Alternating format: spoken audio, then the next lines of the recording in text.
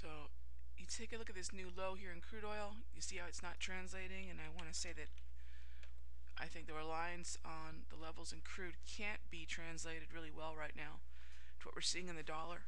But again, let me just talk a second about reversals versus corrections. So I think right now that's something that people are really, whether it be the Dow, whether it be the dollar, okay, reversals versus corrections. I know I sound like a skipping record sometimes, but it absolutely astounds me how few people understand the concept of what an uptrend is, what a downtrend is, what a sideways market is, and then therefore, if a market's in an uptrend and pulls back, that's not a trend reversal. Okay, this rejection at 88 has, if nothing else, simply just established some resistance at 88, which we should have known was coming anyways due to our 1597 lazy days line up here. It's actually just kicked the wave over a little bit. It's slowed down certainly the uptrend, but it has not reversed it. Where will the uptrend reverse? I think that's the big question here. A lot of people might be asking, if the uptrend reverses, where will it be? Just all you need to do, and it's a dynamic level, by the way. It's not just some static level at which we'll say, okay, now this uptrend is over. That doesn't work that way. There's some psychological levels along the way, just as if we had 80 on the way down. 80 was going to be a significant resistance, as any decade level will, as crude oil traders can attest to. But look at the bottom line of the wave. I'm trusting the wave right now within the context not only of reading the market cycle, but being dynamic support.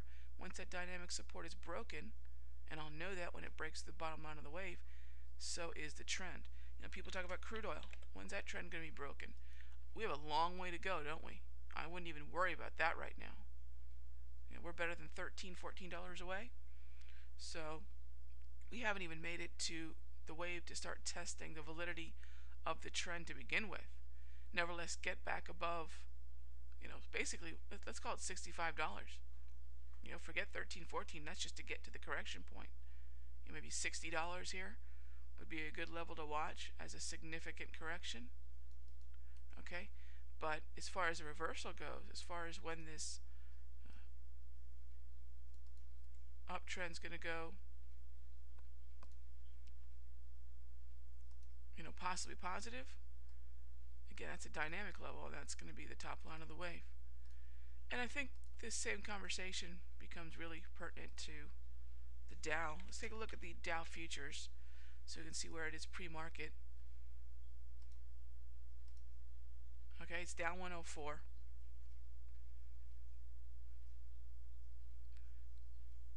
Was yesterday's trading session essentially a dead cat bounce? Probably.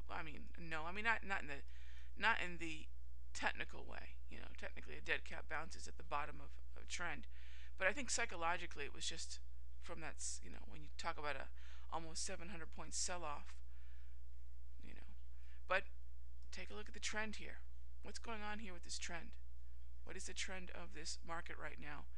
I know there's a lot of people out there that are starting to pick bottoms, and they had a very interesting fellow on CNBC yesterday talking about how he's telling his clients to get back in the market, and he was a gentleman who had told his clients to get out before all this happened. So I guess he's got a little bit of credibility here, or he's just really lucky. I don't know which, but certainly I was curious because to come out publicly and tell clients to get out of the market about a year ago took some guts.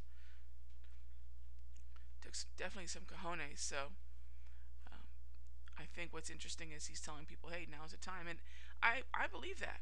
I believe that. I don't know where the bottom is, but there are opportunities out there. I'd be a dullard to think otherwise. Do I think 8,000 is going to hold? That's going to be the big question. We broke it, but we didn't stay below it long. We did break it, though. We did not stay below it long. So I can't say that 8,000 has transitioned into resistance.